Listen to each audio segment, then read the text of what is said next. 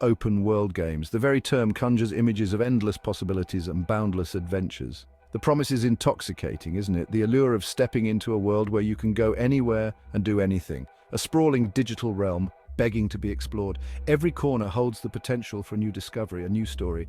But what lurks beneath the surface of these digital wonderlands? Often a chilling emptiness. The world, though vast, can feel eerily hollow. The initial thrill of discovery fades. The excitement of the unknown gives way to a sense of monotony. The map, once a symbol of freedom, morphs into a checklist of chores, each icon representing another task, another obligation. The vastness, once awe-inspiring, becomes a desolate reminder of the game's repetitive core. The grandeur loses its charm. It's like being given the keys to a theme park, only to discover every ride is a slightly different variation of the teacups. The novelty wears thin. They offer breadth at the expense of depth, a buffet of content that leaves you feeling strangely empty. The quantity overshadows the quality. Perhaps it's time we questioned whether bigger always means better. In the quest for more, we might be losing what truly matters, which is choice and agency. These are the promises that draw us into the expansive worlds of open-world games. Buzzwords thrown around like confetti in the marketing of open-world games. They entice us with the allure of freedom and endless possibilities. But how much choice is there really when you're endlessly tasked with fetching herbs or clearing out the same bandit camp for the 10th time? The repetition becomes a chore rather than an adventure. We're led to believe we're shaping our own destiny, but the illusion crumbles quickly. The sense of freedom fades as the tasks become monotonous. The choices offered are often superficial, impacting the game world in only the most superficial ways. They rarely lead to significant changes or consequences. Go here, kill this, collect that. The instructions are simple, yet they lack depth and meaning.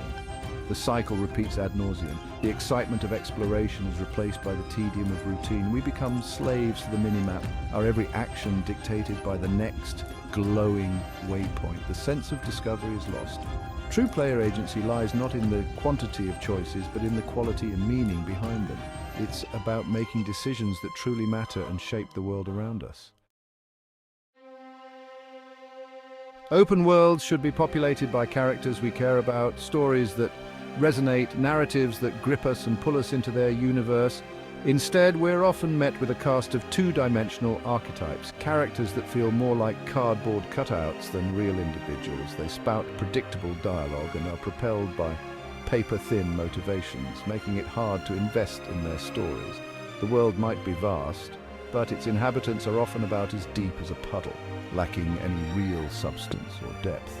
They exist solely to dispense quests and spout exposition, their roles limited to moving the plot forward without any real development. Their inner lives are as interesting as a blank sheet of paper, offering nothing to engage the player on a deeper level. Imagine a world where every interaction felt meaningful, where every character, no matter how minor, had a story worth telling, where even seemingly insignificant characters had their own stories to tell, adding layers of depth to the narrative. That's the promise of a truly immersive open-world experience, one that goes beyond the superficial and strives for genuine emotional engagement. It's about creating a world that feels alive, where every character contributes to the richness of the experience, making the game unforgettable. Section 4. The tyranny of the open world clock. Time is a precious commodity. These digital playgrounds often come with an unspoken caveat. You have to invest an absurd amount of time to see everything. We're bombarded with side quests, collectibles, and optional challenges, each vying for our attention. The map, once a source of wonder, becomes a source of anxiety. The fear of missing out, or FOMO, sets in. It's a recipe for burnout, a surefire way to suck the joy out of what should be a leisure activity. Instead of enriching the experience, developers often dilute it, spreading the good stuff thin across a vast ocean of mediocrity.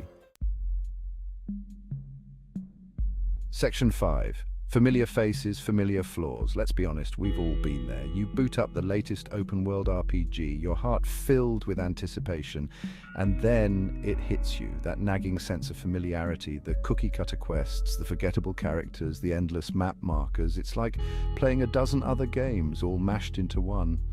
Climb the tower, reveal the map, rinse and repeat, but familiarity breeds contempt, and we're left wondering, is this all there is? Section 6. A world worth saving, a story worth telling. It's not all doom and gloom, however. There's still hope for the open world genre. Developers take note, less can be more.